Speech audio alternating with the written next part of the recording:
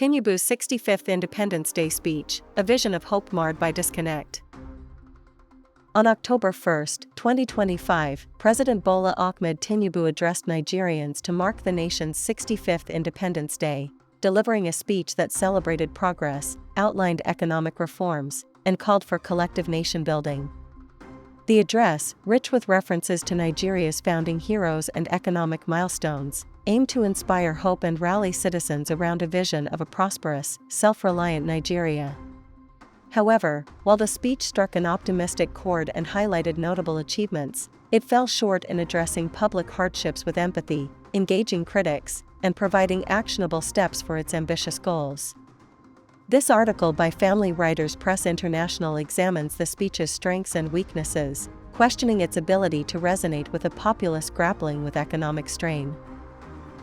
Celebrating progress amid challenges. Tinubu's speech opened with a nod to Nigeria's founding fathers and heroines, Herbert Macaulay, Nnamdi Azikiwe, Obafemi Awolowo, and others, whose vision of a united, leading African nation set the tone for his narrative. He highlighted significant progress since 1960, noting the growth of secondary schools from 120 to over 23,000 and tertiary institutions from 2 to nearly 700 by 2024. The speech also touted economic achievements under his administration, including a 4.23% GDP growth in Q2 2025, a drop in inflation to 20.12%, and a record-breaking $42.03 billion in foreign reserves. These figures, alongside initiatives like NEL Fund, 99.5 billion naira in student loans, and Credit Corp, 30 billion naira in affordable loans, painted a picture of a nation on the mend. Yet the speech's heavy focus on achievements overshadowed the lived realities of many Nigerians. Tinubu briefly acknowledged temporary pains from reforms like fuel subsidy removal and exchange rate unification, but his assertion that the worst is over, paragraph 10, felt premature to citizens still battling a 20.12% inflation rate and soaring food prices. The lack of detailed mitigation strategies for these hardships, beyond vague references to social investment programs, risked alienating a populace yearning for tangible relief.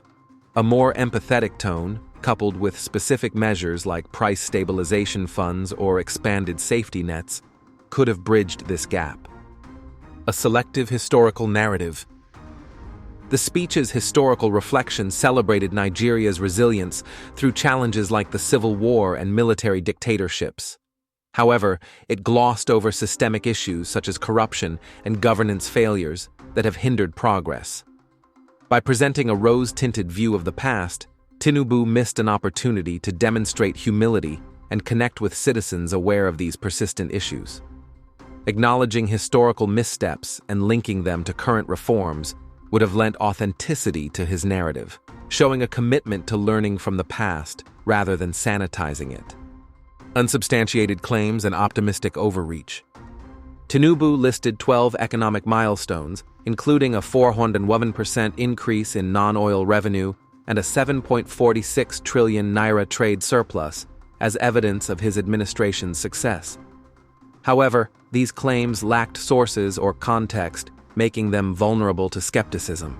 For instance, while the speech noted a rise in oil production to 1.68 million barrels per day, it failed to clarify how this benefits non-oil sector workers or translates to lower fuel prices domestically. Similarly, the drop in inflation to 20.12% was presented as a victory, but without explaining its impact on affordability, it felt disconnected from everyday struggles. Providing verifiable data or real-world examples, like reduced prices for staple goods, would have bolstered credibility. The speech's optimistic tone, declaring, "The dawn of a new prosperous Nigeria is here," paragraph 22, also risked sounding out of touch. With many Nigerians still facing economic hardship, such bold claims could erode trust unless paired with a clear timeline for broader relief. A more tempered narrative, balancing progress with ongoing challenges, would have resonated more deeply. Sidestepping criticism and implementation hurdles. Tinubu dismissed critics as those who focus solely on what ought to be, paragraph 4, framing his reforms as a necessary choice between progress and collapse. This binary approach ignored legitimate concerns about the pace and social impact of policies like subsidy removal, which have been widely debated.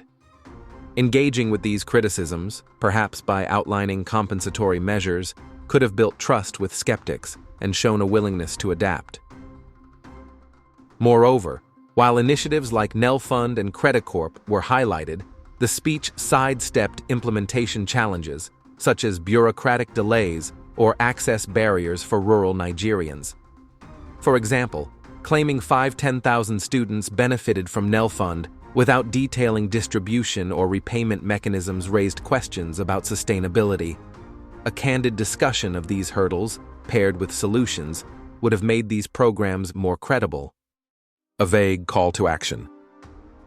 The speech's call for Nigerians to be a nation of producers, not just consumers, and to patronize made-in-Nigeria goods was inspiring, but lacked specificity.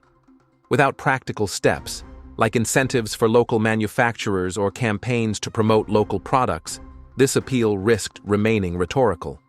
Similarly, urging subnational entities to join nation-building without defining their roles felt like an afterthought. Concrete examples, such as successful local production initiatives or state-level partnerships, could have transformed this call into an actionable roadmap.